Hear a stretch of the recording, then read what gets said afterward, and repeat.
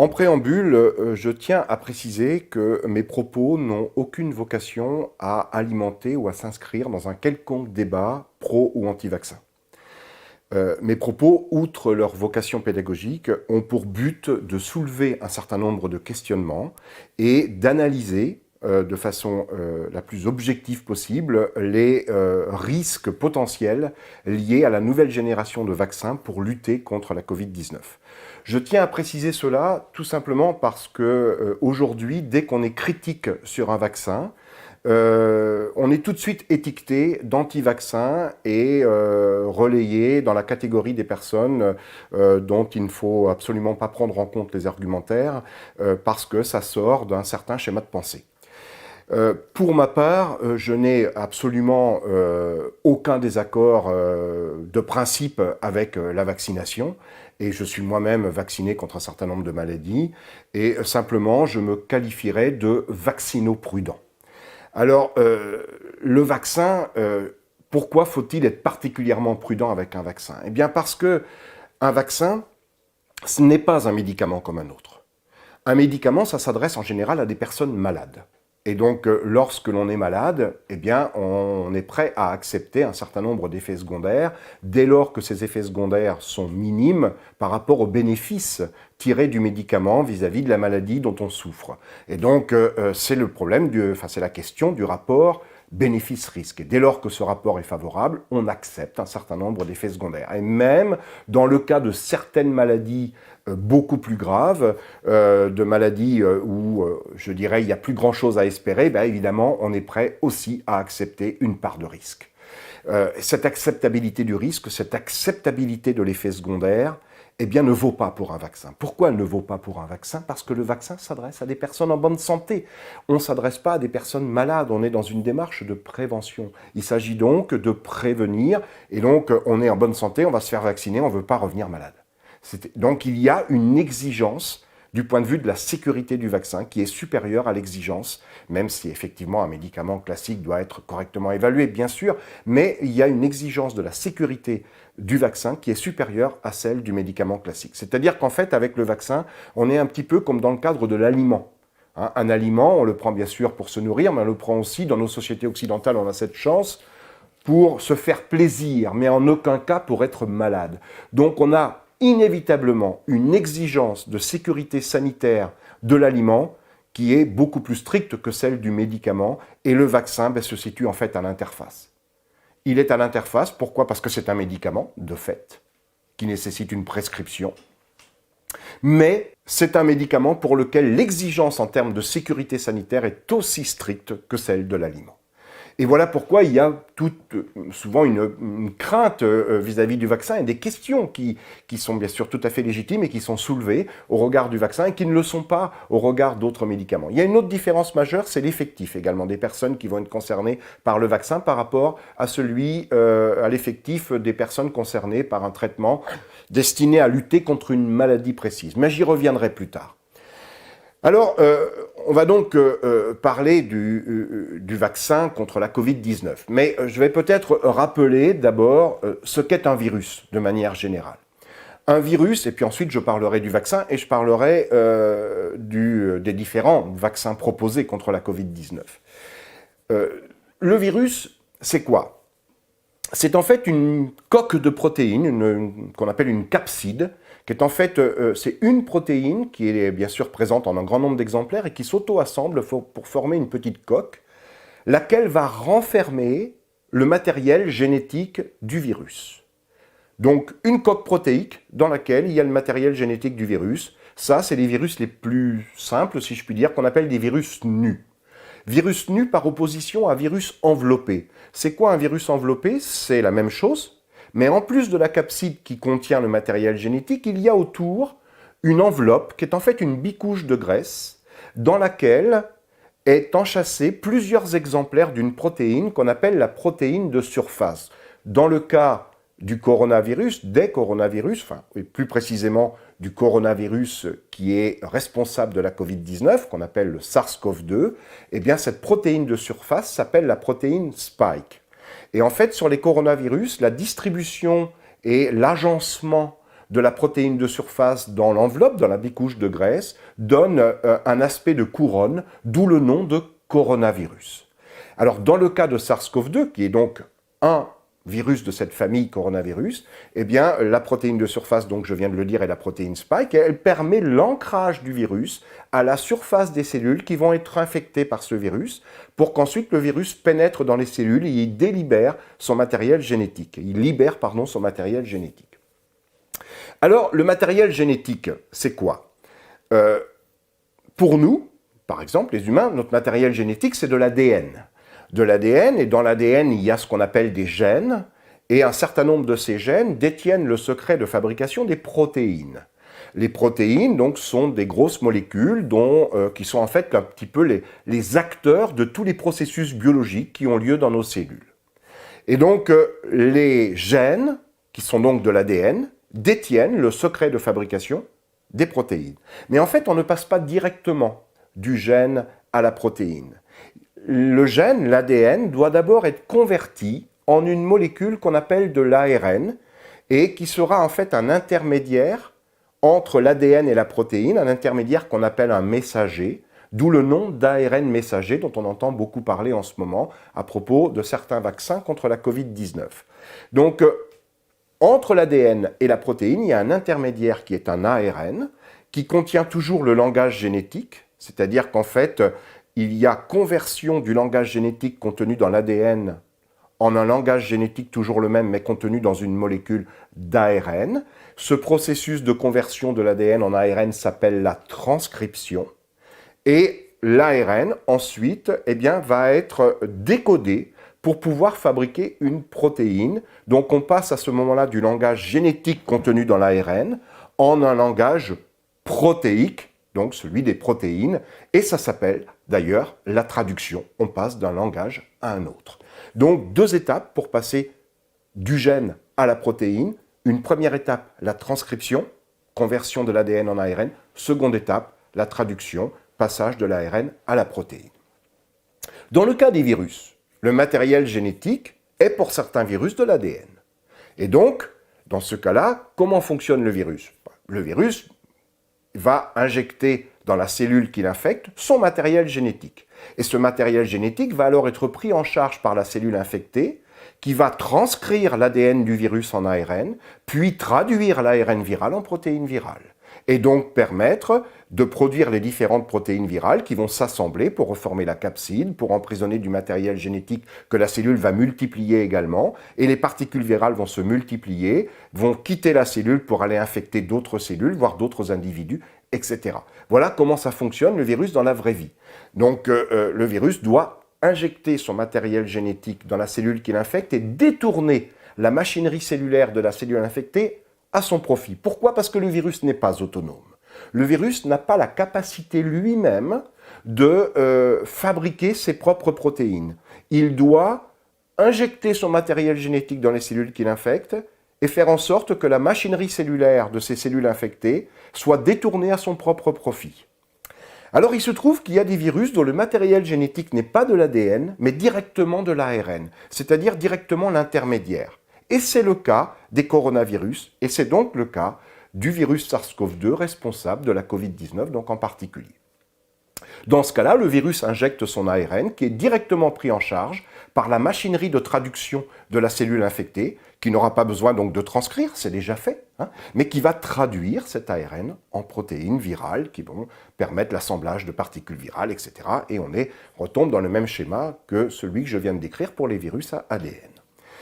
Alors SARS-CoV-2, c'est donc un virus à ARN. Voilà. Donc on a affaire à un virus enveloppé, dans le cas de SARS-CoV-2, c'est-à-dire qu'en plus de la capside qui contient l'ARN, on a une enveloppe, une bicouche de graisse, à la surface de laquelle se trouve donc un certain nombre d'exemplaires de la protéine spike qui permet à ce virus de s'ancrer sur les cellules cibles et de les infecter, c'est-à-dire de leur injecter son matériel génétique pour que la cellule donc l'utilise et fabrique des nouvelles particules virales.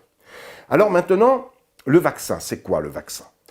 De manière générale, le vaccin, ça consiste en fait à entraîner notre organisme, à stimuler notre système immunitaire et à le préparer de façon à ce qu'il soit en mesure de faire face au virus le jour où le vrai virus en pleine forme va arriver. C'est-à-dire qu'en fait, l'idée est de préparer notre système immunitaire pour qu'il dispose d'un bagage d'anticorps spécifiquement dirigé contre l'agent infectieux, hein, c'est pas forcément un virus, ça peut être aussi une bactérie, etc. Et à ce moment-là, notre système immunitaire va s'entraîner en quelque sorte à préparer des anticorps dirigés contre l'agent infectieux. Et ensuite, quand l'agent infectieux arrive pour de vrai, eh bien, nous sommes déjà prêts, nous avons déjà le bagage pour neutraliser l'agent infectieux avant même qu'il ne fasse des dégâts. Alors, quels sont les différents types de vaccins qui existent classiquement avant d'en arriver spécifiquement à Covid-19 ? Bien sûr, les vaccins, ce n'est pas nouveau, hein, et il y a de nombreux vaccins qui existent depuis déjà très longtemps. Alors, il y a différents types de vaccins. Un certain nombre de vaccins consistent à injecter le virus entier. Hein, je vais prendre l'exemple de virus, puisque c'est ça qui nous préoccupe avec la Covid-19. Donc, il y a des vaccins qui consistent à injecter le virus entier, tout simplement. Mais bien sûr, sans donner la maladie. Hein. Donc, ce sera un virus qui sera soit inactivé, soit atténué. Donc, dans le cas de virus inactivé, on parle de vaccin inactivé. Et dans le cas de virus atténué, on parle de vaccin vivant. Virus inactivé, d'abord, ça veut dire quoi? Ça veut dire qu'on a le virus, mais on l'a inactivé par un traitement chimique. En général, c'est du formaldéhyde, ou un traitement physique, c'est souvent des irradiations, notamment aux ultraviolets. Et donc, le virus est inactif. Il a toujours la même gueule, donc il est toujours immunisant. C'est-à-dire que lorsqu'on va l'injecter, il va toujours être reconnu par notre organisme comme un corps étranger. Et notre organisme va donc s'entraîner à fabriquer des anticorps, sauf que le virus étant inactivé, il ne peut pas donner la maladie, et le jour où le vrai virus arrive, eh bien, la personne est dotée des armes, des anticorps qui vont lui permettre de se protéger. L'inconvénient de ces virus inactivés, c'est qu'ils sont en général assez peu immunogènes. Donc, par conséquent, il faut potentialiser l'effet immunogène à l'aide d'adjuvants qui sont par exemple des sels d'aluminium, du formaldéhyde, et qui ne sont pas forcément des molécules sympathiques. Mais voilà, il n'y a pas d'autre solution. Il faut potentialiser l'effet immunogène. Et puis, il faut des injections répétées parce que voilà, il est peu efficace, ce vaccin. Il y a des vaccins atténués. Les vaccins atténués, c'est quoi? C'est le virus toujours entier. Il n'est pas mort. Il n'est pas inactivé, le virus, il est simplement dans les choux. On l'a rendu un petit peu inopérant, mais il n'est pas mort. C'est-à-dire qu'en réalité, souvent, ce sont par exemple une souche du virus, une souche mutante, qui la rend thermosensible et qui du coup n'est plus capable de se multiplier à la température de notre corps à 37 degrés. Elle est vivante, mais à 37 degrés, le virus n'arrive pas à infecter, n'arrive pas à prendre le dessus. Alors, soit c'est une souche thermosensible mutante, soit c'est une souche du virus qu'on a rendue thermosensible par d'autres procédés en laboratoire.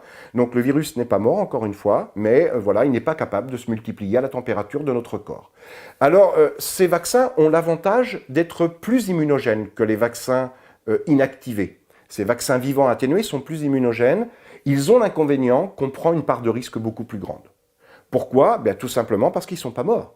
Et que ce virus peut s'avérer ne pas être suffisamment atténué, notamment pour des personnes fragiles, des personnes immunodéprimées, des femmes enceintes, chez lesquelles ce type de vaccin est déconseillé.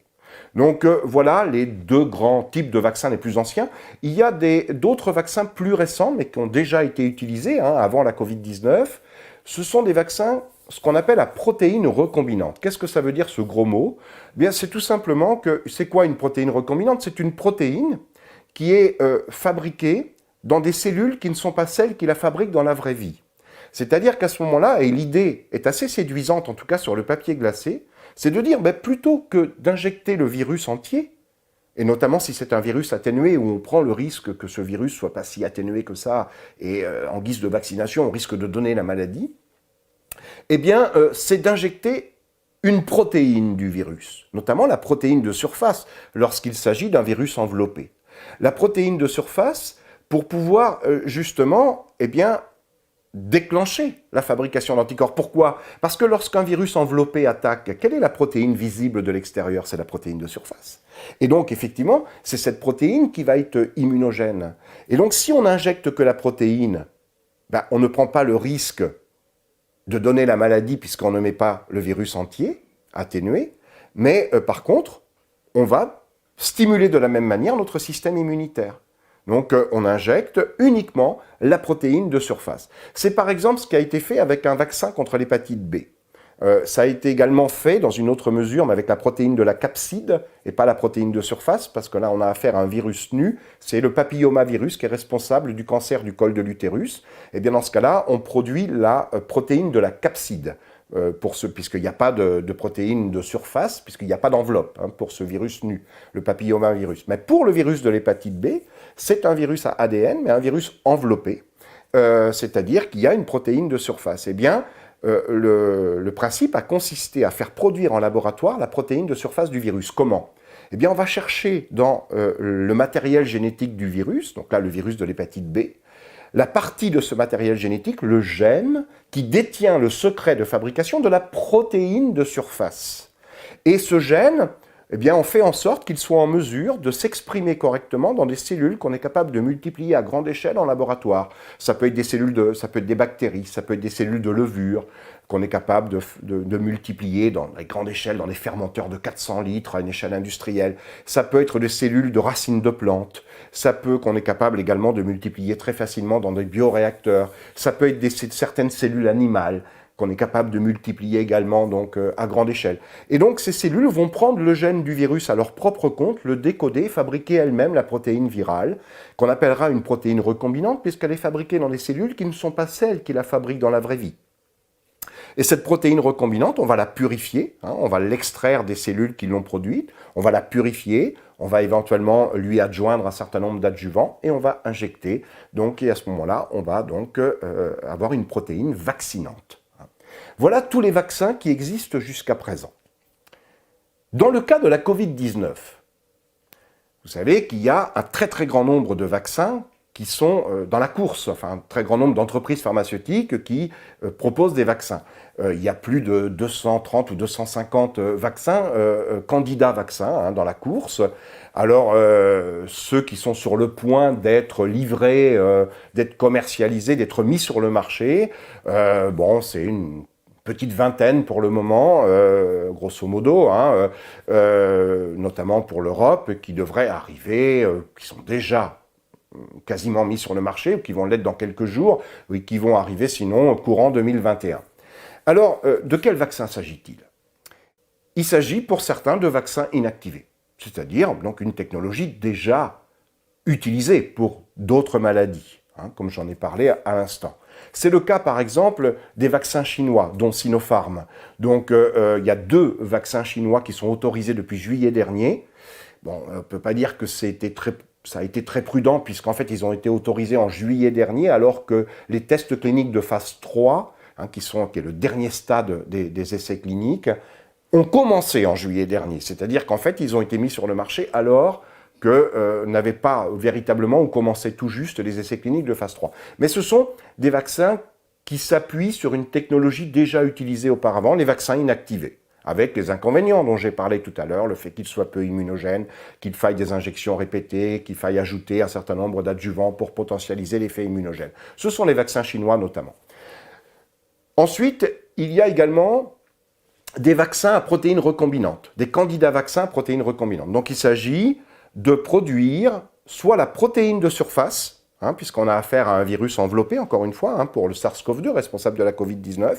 Donc il s'agit là de prendre le gène, la partie du matériel génétique de SARS-CoV-2 qui détient le secret de fabrication de la protéine de surface, de l'introduire dans des cellules que l'on cultive à grande échelle en laboratoire, et on va produire la protéine de surface. C'est par exemple le projet développé par Novavax, donc une entreprise pharmaceutique donc, qui va proposer dans un certain délai donc, ce vaccin, donc vaccin à protéines recombinantes. C'est le cas également de l'entreprise canadienne Medicago, qui elle produit non pas la protéine de surface, mais fait le pari de la protéine de la capside. Alors cette protéine de la capside, elle n'est pas directement accessible, puisqu'elle est à l'intérieur de l'enveloppe. Le tout, la capside, c'est la petite coque de protéines qui contient le matériel génétique, l'ARN du virus SARS-CoV-2. Donc elle n'est pas directement visible de l'extérieur, puisqu'il y a une enveloppe autour. Et ce qui est visible, c'est la protéine spike, la protéine de surface. Mais Medicago fait le pari de la protéine de la capside, et donc produit dans des cellules de plantes qu'on appelle des cellules transgéniques. Pourquoi? Parce qu'une cellule transgénique, c'est une cellule dans laquelle on a mis un gène étranger qu'on appelle un transgène. La technique s'appelle la transgénèse. Eh bien, le gène étranger est ici un gène du virus SARS-CoV-2 qu'on a mis dans des cellules de plantes pour l'entreprise Medicago pour produire donc la protéine de la capside qui va s'auto-assembler d'ailleurs et qui va faire une capside, mais une capside vide. Qu'on appelle une particule qui ressemble à un virus-like particle en anglais. Et donc c'est la capside vide, voilà, mais c'est la protéine de la capside qui a donc été produite dans des cellules transgéniques en laboratoire, et puis Novavax, elle, eh bien, produit la protéine de surface, la protéine recombinante. Il y a également un projet de Sanofi, Pasteur, donc sur ce type de vaccin à protéines recombinantes. Voilà, donc ça, ce sont des vaccins qui étaient déjà connus, qui avaient déjà été utilisés pour d'autres maladies. Il y a une nouvelle génération de vaccins qui arrive dans le cas de la Covid-19. Ce sont ce qu'on appelle les vaccins génétiques. C'est quoi des vaccins génétiques? Des vaccins génétiques, ça consiste à injecter dans les cellules de la personne à vacciner, non pas le virus entier, non pas une protéine du virus, mais le matériel génétique du virus, ou en tout cas une partie de ce matériel génétique qui détient le secret de fabrication de, par exemple, la protéine Spike, la protéine de surface, donc la protéine immunogène. Et l'idée est alors de faire fabriquer cette protéine directement par les cellules de la personne que l'on cherche à vacciner. C'est-à-dire qu'on introduit dans ces cellules le matériel génétique, une partie du matériel génétique qui code cette protéine, qui détient le secret de sa fabrication, et c'est nos propres cellules qui vont prendre en charge ce matériel génétique pour le décoder et fabriquer elles-mêmes la protéine Spike. Alors, ce matériel génétique, ces vaccins génétiques, eh bien, ça peut être de l'ARN, puisque le virus SARS-CoV-2 est un virus à ARN. Donc, quand je dis la partie du matériel génétique qui détient le secret de fabrication de la protéine Spike, je parle d'un morceau de l'ARN viral. Eh bien, effectivement, c'est les fameux vaccins à ARN messager dont on entend beaucoup parler, puisque c'est les premiers qui sont arrivés sur le marché, et notamment celui de Pfizer-BioNTech, donc entre une entreprise américaine Pfizer et une entreprise allemande BioNTech, donc, et qui est déjà utilisé donc, en Angleterre depuis quelques jours. Donc, ce vaccin à ARN messager, et puis il y a aussi des vaccins à ADN dont je vais parler dans un instant. Alors, il faut savoir que le matériel génétique que l'on cherche à introduire dans les cellules, soit de l'ARN ou de l'ADN, il ne peut pas y pénétrer tout seul. Il va falloir un transporteur, une sorte de véhicule qu'on appelle un vecteur. Dans le cas de l'ARN, c'est quoi ce vecteur? C'est une petite capsule de graisse, minuscule. On appelle ça une nanoparticule. Le nanomètre, c'est un milliardième de mètre. Une nanoparticule, c'est une particule qui a une taille de l'ordre du nanomètre, du milliardième de mètre. Donc c'est une extrême minuscule particule de graisse, c'est une bicouche de graisse en fait, dans laquelle on a emprisonné le matériel génétique de SARS-CoV-2, en tout cas la partie du matériel génétique de SARS-CoV-2 qui détient le secret de fabrication de la protéine Spike. Et on va injecter cette nanoparticule de graisse dans laquelle est emprisonné donc ce matériel génétique de SARS-CoV-2. Et en fait, nos propres cellules sont elles-mêmes limitées par une bicouche de graisse. C'est-à-dire que ce qui limite nos cellules, qu'on appelle la membrane plasmique, c'est une bicouche de graisse. Et donc cette bicouche de graisse n'aura aucune difficulté à venir fusionner avec la bicouche de graisse de nos cellules pour libérer son contenu dans la cellule, c'est-à-dire son contenu, c'est-à-dire la partie du matériel génétique de SARS-CoV-2 qui détient le secret de fabrication de la protéine Spike. Et donc nos cellules vont alors prendre cet ARN viral à leur propre compte, le décoder et fabriquer la protéine Spike. Donc ça, c'est donc les vaccins dont on parle beaucoup avec d'une part Pfizer-BioNTech et d'autre part Moderna. On a d'autres vaccins génétiques qui sont des vaccins à ADN. Alors, en fait, vous allez me dire comment c'est possible, puisque SARS-CoV-2 est un virus à ARN. Alors je m'explique. Là, il s'agit en fait d'utiliser un vecteur qui n'est pas une nanoparticule de graisse, mais qui est un virus. Pas le virus SARS-CoV-2, un autre virus. Un virus qu'on va utiliser pour ses propriétés naturelles de virus, qui sont celles de pouvoir injecter du matériel génétique dans les cellules, puisque c'est ce que fait un virus. Un virus, quand il infecte les cellules hôtes, eh bien, il y injecte son propre matériel génétique. Il a donc cette capacité naturelle à véhiculer du matériel génétique dans les cellules qu'il infecte. Eh bien, utilisons cette propriété naturelle du virus. Alors, dans le cas des vaccins qui sont développés notamment par AstraZeneca ou par également Sputnik, vous savez, le fameux, donc c'est l'Institut Gamaleya en Russie qui développe le vaccin Sputnik, eh bien, ce sont des vaccins qui utilisent comme vecteur du virus recombinant. Ce virus recombinant est un adénovirus. C'est quoi un adénovirus? Comme son nom l'indique, c'est un virus à ADN, son matériel génétique est de l'ADN. Et cet adénovirus, vous savez, c'est des virus qui sont notamment responsables de certains, ce qu'on appelle un état grippal. C'est-à-dire souvent, l'hiver, on a un petit rhume, on a mal à la gorge, une petite pharyngite, et on dit c'est la grippe. En fait, c'est pas la grippe. Quand c'est la grippe, on a les dents qui poussent, on n'est pas bien, on est vraiment très malade. Hein. Là, c'est un état grippal, c'est-à-dire que voilà, on a le nez qui coule, un petit mal à la gorge et tout. C'est souvent un adénovirus. Alors, c'est pas un virus très méchant. Hein. Donc, c'est aussi l'intérêt de prendre ce virus, qui n'est pas très méchant, mais de toute façon, ce virus a été désarmé. Ça veut dire quoi, désarmé? Ça veut dire qu'on l'a rendu inopérant. Comment? Eh bien, en éliminant une partie de son matériel génétique responsable de sa virulence. Et la partie de son matériel génétique qu'on a éliminé pour le rendre inopérant, pour le désarmer, a été remplacée par une partie du matériel génétique de SARS-CoV-2 qui détient le secret de fabrication de la protéine Spike. Et ce qui veut dire que cet adénovirus va alors délivrer dans nos cellules du matériel génétique hybride, qui est une partie de son propre matériel génétique et une partie du matériel génétique de SARS-CoV-2. Ça s'appelle un virus recombinant parce qu'on a fait en fait une recombinaison de son matériel génétique puisqu'on a inséré du matériel génétique d'un virus, le virus contre lequel on cherche à vacciner, SARS-CoV-2, dans le matériel génétique naturel de ce virus utilisé comme vecteur. Alors évidemment, il y a un petit souci. L'adénovirus, c'est un virus à ADN. Le SARS-CoV-2, c'est un virus à ARN. Or, il est impossible d'insérer de l'ARN dans de l'ADN, tout comme il est impossible de faire le contraire. Donc, on ne peut pas insérer de l'ARN dans de l'ADN. Ça veut dire que, comment on a fait? Eh bien, l'ARN du virus SARS-CoV-2, on l'a converti en ADN. Comment est-ce possible? Je vous ai dit qu'on pouvait passer de l'ADN à l'ARN, ça se fait dans nos cellules, ça se fait naturellement, ça s'appelle la transcription. On convertit le langage génétique contenu dans l'ADN en langage génétique contenu dans l'ARN.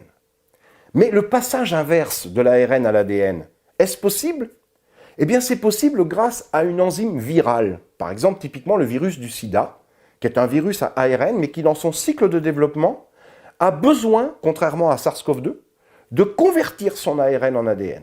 Puis ensuite, cet ADN est transcrit puis traduit en protéines virales. Donc, en fait, il existe une enzyme dans le virus VIH, et pas seulement dans ce virus-là, dans d'autres virus qu'on appelle des rétrovirus. Il existe une enzyme qui s'appelle la transcriptase inverse. Pourquoi? Parce qu'elle fait l'inverse d'une transcription, c'est-à-dire qu'elle convertit l'ARN en ADN. Bien ça, on le fait en laboratoire. On récupère l'ARN viral de SARS-CoV-2, on le convertit en ADN grâce à la transcriptase inverse, ça se fait dans un tube à essai, et on va récupérer la version ADN de SARS-CoV-2, qui n'existe pas dans la vraie vie, mais qu'on a fabriqué en laboratoire. Et on va récupérer de cet ADN la portion qui détient le secret de fabrication de la protéine Spike, et on va mettre cette portion ADN, copie ADN de l'ARN de SARS-CoV-2, dans l'ADN du virus, de l'adénovirus.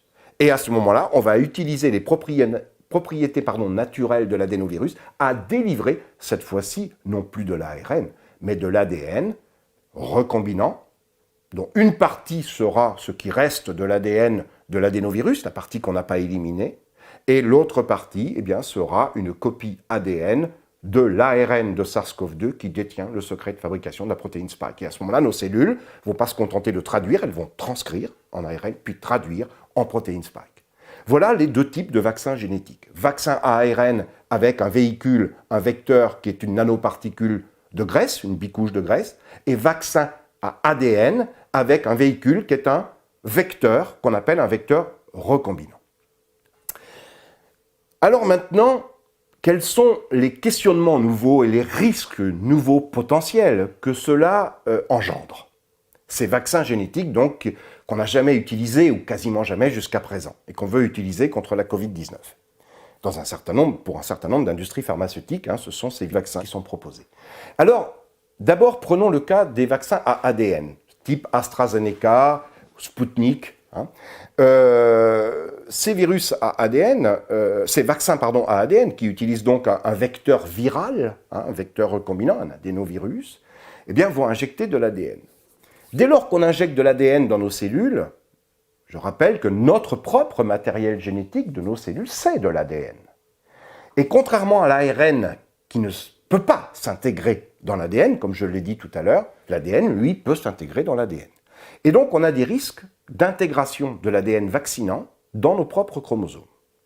Alors, c'est-à-dire qu'il peut aller s'insérer. Le problème, c'est qu'on ne maîtrise absolument pas l'endroit où ça peut s'insérer. Et ça, on a déjà un petit peu malheureusement, d'expériences malheureuses avec ça. Parce que ce type de vecteurs qu'on appelle des virus recombinants sont déjà utilisés dans un certain nombre d'essais cliniques, notamment de thérapie génique. C'est quoi la thérapie génique ? Le but, c'est d'introduire dans nos cellules, dans les cellules d'un enfant malade, par exemple, un enfant par exemple, qui a un gène muté qui le rend très malade, donc un gène abîmé. Et on veut lui apporter la version normale de ce gène, c'est-à-dire un gène réparateur. Il s'agit donc d'un gène humain qu'on introduit dans des cellules humaines. Ce n'est donc pas de l'ADN étranger. Mais, par contre, cet ADN, d'ailleurs, on veut qu'il aille s'insérer dans les chromosomes du patient, dans les chromosomes de l'enfant, pour qu'il s'y maintienne de façon stable et qu'il permette de réparer de façon pérenne le gène abîmé chez l'enfant. Donc là, il y a une volonté qu'il aille s'intégrer. Cette volonté, on ne l'a pas dans le cas du vaccin. Mais ça peut arriver. Mais dans le cas de la thérapie génique, c'est vraiment la volonté, c'est que ça aille s'intégrer. Le problème, c'est qu'on ne maîtrise pas l'endroit où ça va s'intégrer. Et il y a eu notamment un essai de thérapie génique réalisé sur 10 enfants, où 2 de ces 10 enfants ont eu de gros problèmes parce que l'ADN réparateur est allé s'insérer à un endroit malheureux. C'est quoi cet endroit malheureux? C'est notamment ce qu'on appelle des oncogènes. Des oncogènes, ce sont des gènes de cancer. C'est quoi des gènes de cancer? C'est des gènes où tout va bien lorsqu'on les laisse tranquilles, mais lorsqu'on vient les perturber, modifier leur fonctionnement, leur expression, ils vont entraîner une prolifération cellulaire et éventuellement un cancer. Ce qu'on appelle des oncogènes. Il se trouve que l'ADN réparateur, lors de ces tests de thérapie génique, dans 2 cas sur 10, est allé s'insérer dans des oncogènes et ces enfants ont développé des leucémies. Donc ça, c'est quelque chose qui a été relaté dans une publication en 2003 et il s'agissait d'un essai de 2002, un essai de thérapie génique. Et ce sont les mêmes types de vecteurs, d'ailleurs c'était un adénovirus recombinant qui avait été utilisé comme on l'utilise ici dans le cadre des candidats vaccins comme celui d'AstraZeneca ou de Sputnik, du vaccin russe. Donc ça s'appelle de la mutagénèse insertionnelle. C'est un gros mot encore. Ça veut dire quoi? Mutagénèse, c'est quand on fait des mutations, c'est-à-dire qu'on perturbe les gènes, nos gènes, qu'on vient les modifier la structure de nos gènes, etc. Et insertionnelle parce que c'est provoqué par une insertion d'ADN étranger. Dans ce cas-là, dans le cas d'un vaccin, c'est de l'ADN étranger qui peut aller s'insérer. Donc ça, ce risque est à prendre évidemment en considération parce que, quand on fait un essai sur 10 enfants et puis qu'il y a 2 enfants sur 10, ça fait beaucoup. Et là, je vais y revenir, mais là, on va pas vacciner 10 personnes. On va vacciner des millions, des centaines de millions, voire des milliards de personnes. Donc évidemment, on ne peut pas faire l'économie de ce risque. Il y a un autre risque potentiel qui est directement lié, encore une fois, au vaccin utilisant comme vecteur un virus, comme l'adénovirus dont on vient de parler. Cet adénovirus, c'est un virus. Il est étranger à notre corps. Et donc, il n'est pas innocent vis-à-vis de notre système immunitaire. Et il peut déclencher des réactions immunitaires inopportunes qui vont venir perturber la réponse souhaitée, c'est-à-dire la réponse vaccinale, la réponse contre le virus contre lequel on veut vacciner, qui est ici SARS-CoV-2. Et ça aussi, il y a eu un certain nombre d'essais cliniques de thérapie génique et d'immunothérapie. L'immunothérapie, ça consiste en fait à essayer de développer, c'est une stratégie qui est utilisée pour lutter contre certains cancers, où le but est d'essayer de faire développer chez le patients atteints de ce cancer des anticorps qui vont reconnaître spécifiquement les cellules cancéreuses pour les éliminer. Spécifiquement les cellules cancéreuses et pas les autres. Et donc, ça passe aussi par une délivrance de matériel génétique qui utilise comme vecteur des virus recombinants, tels que les adénovirus. Et il y a eu un certain nombre d'essais cliniques en Belgique, par exemple, d'immunothérapie, qui ont conduit à de l'immunotoxicité, c'est-à-dire des réponses immunitaires indésirées, qui peuvent aller de la maladie auto-immune à des choses beaucoup plus méchantes encore et beaucoup plus sévères, comme une réponse inflammatoire systémique fatale qui a provoqué, dans le cas d'un essai de thérapie génique sur 18 personnes, eh bien l'une de ces 18 personnes a été, à cause du virus, a eu une réaction, une réponse inflammatoire systémique fatale qui a conduit à sa mort. Donc, évidemment, une personne sur 18, bon, voilà, ça mérite quand même même si ce n'est pas un effectif peut-être suffisant pour faire des statistiques, mais en tout cas suffisamment inquiétant pour prendre des précautions, dès lors qu'encore une fois, on va ici vacciner massivement et donc un très grand nombre de personnes. Donc, risque d'insertion pour les vaccins à ADN, risque d'immunotoxicité, vaccin à ADN qui utilise en fait un vecteur qui est un virus recombinant, immunotoxicité liée à ce virus recombinant. Et enfin, je vais terminer par un risque qui est commun aux vaccins à ARN et aux vaccins à ADN. L'intérêt de l'ARN, c'est qu'il ne peut pas s'intégrer dans l'ADN. Des gens disent qu'il ne peut pas rejoindre les chromosomes. Bon, c'est pas si simple que ça, s'il peut les rejoindre, mais il ne pourra pas s'insérer dedans. Il ne pourra pas aller s'insérer, ça c'est clair, de l'ARN ne peut pas s'insérer dans l'ADN et vice-versa, comme je l'ai déjà précisé. Par contre, il y a un risque qui est totalement, qui est commun à l'ADN et à l'ARN, donc que ce soit le vaccin de Pfizer, BioNTech et Moderna ou le vaccin d'AstraZeneca ou Sputnik, eh bien, c'est le risque de recombinaison virale. C'est quoi la recombinaison virale? Il se trouve que les virus adorent échanger du matériel génétique entre eux. Alors, attendons-nous bien, ça ne peut se faire qu'entre virus de même nature.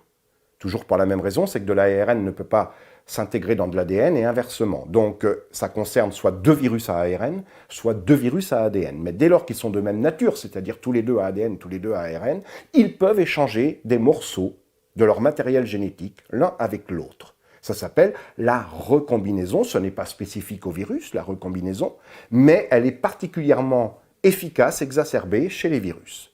Et encore plus quand il s'agit de virus qui se ressemblent, c'est-à-dire de la même famille. Il ne faut pas seulement qu'ils soient de même nature, mais en plus de la même famille. Alors, ça ne veut pas dire que ça ne peut pas arriver entre virus assez éloignés, pourvu qu'ils soient de la même nature, c'est-à-dire tous les deux ARN ou tous les deux ADN, mais c'est moins fréquent. Mais, ceci dit, ça peut arriver aussi. Et ça arrive encore plus quand ce sont des virus qui se ressemblent. Ça conduit à des virus recombinants, si ces deux virus se rencontrent et échangent des morceaux. Et le virus recombinant, ça veut dire que vous avez un virus parental 1, un virus parental 2, ils échangent des morceaux et ça donne un virus recombinant 1, un virus recombinant 2, qui en fait dont le matériel génétique sera constitué en partie du matériel génétique du virus parental 1 et en partie du matériel génétique du virus parental 2. Ces virus recombinants, en général, ça fait peur. Pourquoi ? Eh bien parce que, bon, ça peut être un virus moins virulent que les virus parentaux, et tant mieux, mais ça peut être un virus beaucoup plus virulent. Et c'est quelque chose qui inquiète toujours parce qu'on ne sait jamais dans quel sens ça va évoluer. Et un virus recombinant, vous en avez beaucoup entendu parler il n'y a pas très longtemps, c'est le virus H1N1. Virus H1N1 qui est en fait un triple recombinant, puisque c'est un recombinant entre une souche de la grippe aviaire, de la grippe porcine et de la grippe humaine. Et ça, vous vous rappelez à quel point on a été très inquiet avec cette histoire de virus H1N1. Fort heureusement, il est très vite disparu, il a très vite disparu et tant mieux, mais on ne sait jamais dans quel sens ça va partir. Alors évidemment, pour que ça arrive, il faut qu'une cellule soit infectée par deux virus en même temps. Ce qui est, heureusement pour nous, extrêmement peu probable. Sauf que dès lors qu'on introduit du matériel génétique viral volontairement dans des cellules, par exemple à des fins de vaccination, les vaccins génétiques, il suffit que ces mêmes cellules soient infectées par un autre virus de même nature pour que ces événements puissent se produire entre le matériel génétique vaccinant et le matériel génétique infectant. Et ça va conduire à des virus recombinants. Alors évidemment, ce sont des probabilités en termes de fréquence d'événements qui sont extrêmement faibles. Pourquoi ? Eh bien, parce qu'il faut que les cellules soient infectées les cellules qui ont reçu le matériel génétique vaccinant soient infectées par un autre virus de même nature, hein, et au même moment. Évidemment, ça fait des probabilités, et puis il faut que ça recombine et que ça donne un virus recombinant plus méchant que le virus de départ. Ça fait beaucoup de facteurs, ça fait beaucoup d'éléments qui font que, on va dire, la probabilité que ça arrive est certainement extrêmement faible. Oui, et c'est vrai, elle est certainement extrêmement faible. Alors, je sais pas, parlons d'une fréquence faible de recombinaison de 10-7, 10-8. Ça veut dire quoi? Ça veut dire une personne sur 10 millions ou une personne sur 100 millions. On va dire, écoutez, c'est faible comme fréquence. Et quand bien même ça arriverait, c'est très malheureux pour la personne chez qui ça va arriver. Mais c'est une personne sur 10 millions, sur 100 millions. C'est malheureux pour elle, mais pour tous les autres, ça se sera bien passé. Et donc, le risque en vaut la chandelle, on dira, par exemple. Bon, pourquoi pas? Sauf que c'est là que le risque ne doit plus être considéré à l'échelle de l'individu, mais à l'échelle de la population. Et ça, malheureusement, c'est quelque chose dans les nombreux débats que l'on a en ce moment, à la télévision, à la radio, où on parle des problèmes potentiels que pourraient poser ces nouveaux vaccins. Cette question du risque à l'échelle de la population n'est jamais, jamais abordée. Qu'est-ce que ça veut dire? Si cet événement de recombinaison virale devait se produire, et vous comprenez bien que même si sa fréquence est faible, 10-7, 10-8, c'est-à-dire une personne sur 10 millions, sur 100 millions, dès lors qu'on vaccine des centaines de millions de personnes, voire des milliards de personnes, la probabilité que ça arrive n'est pas nulle. Mais on va vous dire, oui, c'est extrêmement faible. Le problème, c'est que les conséquences ne seront pas que pour la personne chez laquelle émerge ce virus recombinant. Ce virus recombinant, s'il est plus virulent, il va bien sûr se multiplier, c'est-à-dire que la personne va être victime de ce virus, la personne vaccinée en question. Ce virus va se propager, va quitter les cellules en question, va aller infecter d'autres cellules et d'autres individus. Et n'oublions pas qu'il suffit qu'un virus émerge un jour, quelque part, pour que les conséquences soient colossales et mondiales. Ce que nous a bien appris SARS-CoV-2, c'est qu'il suffit qu'un virus émerge un jour, quelque part, pour que les conséquences soient colossales et mondiales. Et donc, ce risque, même s'il est d'une faible fréquence, ça pose vraiment la question de la prise de ce risque. Parce que les conséquences, encore une fois, ne seront pas à considérer à l'échelle de l'individu, mais à l'échelle de la population totale, de la population mondiale. Alors on va me dire, oui, mais alors comment apprécier un tel risque? Même si aujourd'hui on a des tests de phase 3 qui sont particulièrement courts et qui sont donc de fait insatisfaisants, quand bien même nous ferions de véritables tests de clinique de phase 3 comme il se doit, c'est-à-dire sur plusieurs années, avec des énormes effectifs, on n'aura jamais les effectifs suffisants pour apprécier un tel risque, c'est vrai. Et donc ça pose la question de la stratégie vaccinale.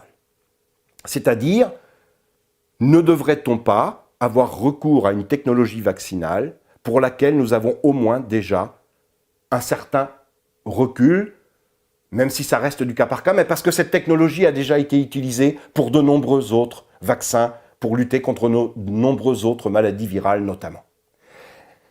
Et de ce point de vue-là, peut-être que les Chinois, même s'ils sont allés un peu vite en besogne, puisqu'ils ont autorisé leur vaccin avant même que ne démarre, ou au moment où a démarré les essais cliniques de phase 3, au moins ils s'appuient sur une technologie qui a déjà été largement utilisée. Là, on a une technologie nouvelle. Et j'ai envie de dire vraiment, voilà, on a un nouveau virus qui s'appelle SARS-CoV-2, qui nous réserve d'énormes surprises, qui est absolument totalement incompréhensible par certains aspects.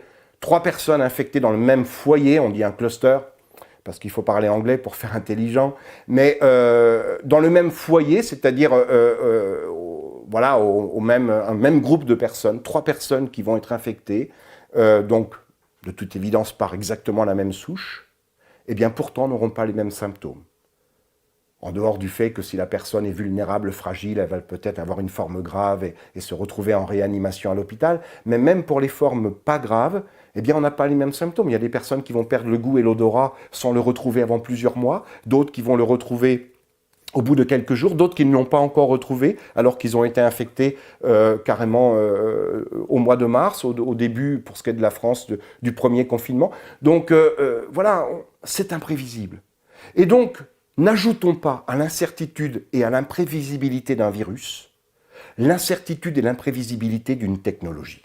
Je trouve qu'on fait un cumul de choses qui n'est pas acceptable. On a ici affaire à un nouveau virus, et donc, pourquoi avoir affaire à une nouvelle technologie alors qu'il existe d'autres technologies pour lesquelles on a quand même un petit peu plus de recul. Et puis ça pose aussi la question des autres stratégies que les stratégies vaccinales, des stratégies thérapeutiques, préventives ou curatives. Il y en a un certain nombre qui sont en développement dans les laboratoires, mais il se trouve que du point de vue de l'aide financière, les États ont mis tous les œufs dans le même panier en misant tout sur le vaccin et en donnant beaucoup d'argent à des entreprises pharmaceutiques qui développent des projets de vaccins et en laissant de côté d'autres projets qui pourraient peut-être s'avérer très prometteurs. Donc ne devrait-on pas être prudent? Par exemple, on nous dit « la France est en retard ». La France est en retard parce que le vaccin français va arriver plus tardivement, a priori, que les autres vaccins. Mais on n'est pas dans une compétition sportive. On n'est pas, la question n'est pas de savoir qui va arriver le premier sur la ligne, mais qui va arriver. Et qui va arriver dans les bonnes conditions. Et moi, personnellement, qu'on me dise qu'une entreprise, son vaccin ne va pas être prêt tout de suite, ça me rassure. C'est pas forcément, ça ne veut pas dire qu'il n'y aura pas forcément de problème, mais en tout cas, il ne faut pas faire n'importe quoi. Il s'agit d'essayer de lutter contre une pandémie et il ne faut pas lutter n'importe comment parce qu'il ne faut pas que le remède soit pire que le mal. Et donc, il faut peut-être effectivement trouver le moyen de cohabiter un peu plus longtemps avec le virus sans sacrifier. Trouver des solutions avec des gestes barrières, bien sûr, avec des masques qui ne sont pas agréables, on est bien d'accord avec ça, mais est-ce que ça ne vaut pas le coup de cohabiter un peu plus en essayant toutefois de ne pas tout sacrifier, bien sûr, mais de trouver ce compromis pour se donner plus de temps et pour avoir une véritable thérapie. La biosécurité, la fiabilité n'est pas compatible avec l'urgence, que cette urgence soit d'ordre politique, sanitaire ou une urgence financière pour toutes les entreprises qui se sont lancées dans la compétition, dans la course au vaccin. Parce que du coup, pour elles, c'est véritablement de la compétition. Mais on ne doit pas tomber dans ce jeu de la compétition. On doit mettre en avant la sécurité. Voilà. C'est tout le sens de mon propos. J'espère franchement me tromper dans tous les risques que j'annonce. J'espère avoir tort. J'espère que l'avenir me donnera tort. Je ne souhaite que ça, du fond de mon cœur. Par contre, j'espère qu'on ne m'invitera pas sur des plateaux télé ou ailleurs pour me dire « vous l'aviez dit et ça s'est passé ». Non, je ne passerai pas pour un prophète. C'est simplement, et je ne lis pas dans le mar de café, c'est simplement qu'il y a des risques qu'il faut mettre sur la table et qu'il faut savoir appréhender le moment venu. C'est tout ce que je voulais vous dire, et voilà, je vous souhaite une bonne santé, prenez soin de vous, passez de bonnes fêtes, puisque cet enregistrement est fait à la veille des fêtes de Noël. Je vous remercie.